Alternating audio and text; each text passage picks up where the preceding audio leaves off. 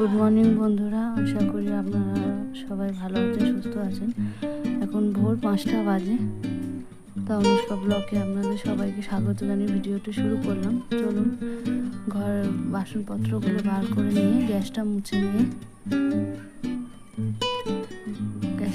নিয়ে এবার ঘরটি ঝাড় দেব। গ্যাসটা মুছে নিলাম ভালো করে।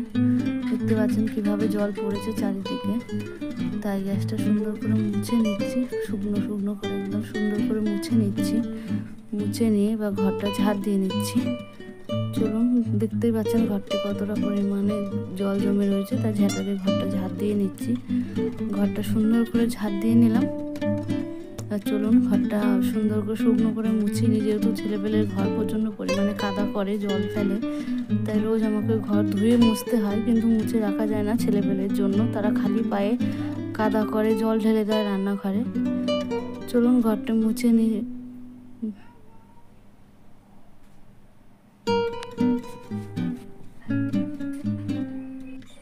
ঘরটা মুছে নিলাম। দেখুন বন্ধুরা, উনুনটার কি অবস্থা।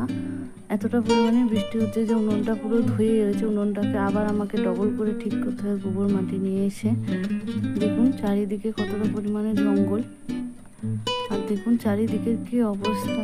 এই যে খড়ি কাঠগুলো দেখতে পাচ্ছেন, এগুলো সব বৃষ্টিতে ভিজে গেছে। এগুলো কেটে আমি রান্না করি। কী করে রান্না করি বলুন তো, কাঠগুলো এতটা পরিমাণে ভিজে গেছে। চলুন বক না করে বাসনটা এখন মেজে নিই।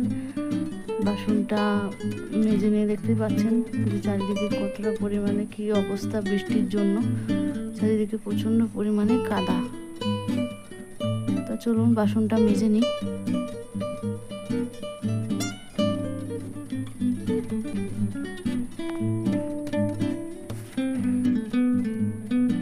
দেখতে পাচ্ছেন কতটা জঙ্গল চারিদিকে। চলুন বাসনটা মাজা হয়ে গেছে, বা বাসনটা ধুয়ে নিই।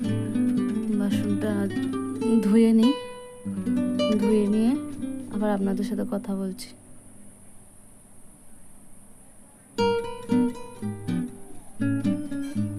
বন্ধুরা,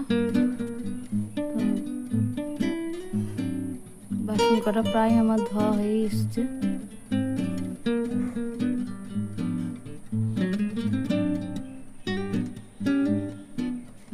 চলুন বাসনটা ধোয়া গেছে, এবার ন্যাকড়াগুলো ধুয়ে মেলে দেবো।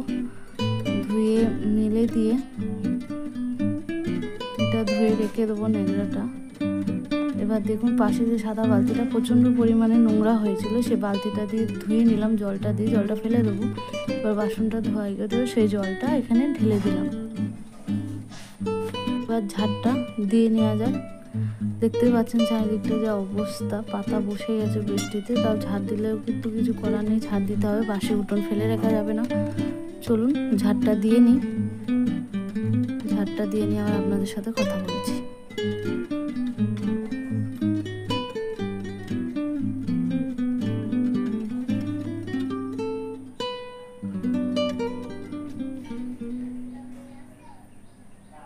দেখুন কি অবস্থা চারিদিকে, দেখতে তো পাচ্ছেন। ঝাড়টা দিয়ে নিই।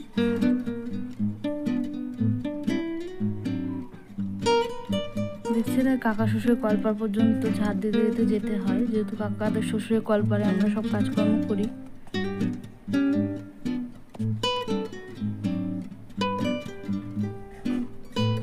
চলুন ঝাড়টা দেওয়া হয়ে গেছে। এবার গা ধুতে যাব, তাই জন্য কাকা শ্বশুরের কল থেকে বালতি করে জল তুলে নেব। আমরা সব কাজে কাকা শ্বশুরের কল থেকে জল তুলে এনেই কাজকর্ম সব করি।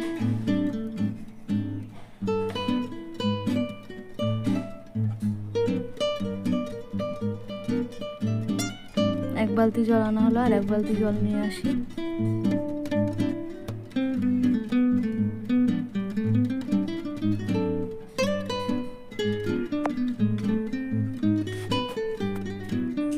বন্ধুরা, গা ধুয়ে চলে এসেছি। দেখুন একটা গ্যাসে জল গরম বসিয়েছি, আর একটা গ্যাসে দুধ গরম বসিয়েছি। যেহেতু ছোট মেয়ে আছে, সে ওঠার আগে দুধ জাল দিয়ে তার খাবারটা রেডি করে নিলাম। এবার আমরা চাটা বসালাম। চাটা খেয়ে নিই, তার বাচ্চাটাকে খাওয়াতে হবে। ঠিক আছে বন্ধুরা, তা ভিডিওটি আজকের মতন এখানেই শেষ করলাম। আপনারা ভালো থাকবেন, সুস্থ থাকবেন। আচ্ছা বন্ধুরা, ভিডিওটা লাইক, কমেন্ট এবং সাবস্ক্রাইব করবেন। পরের ভিডিওতে আবার আপনাদের সাথে দেখা হবে।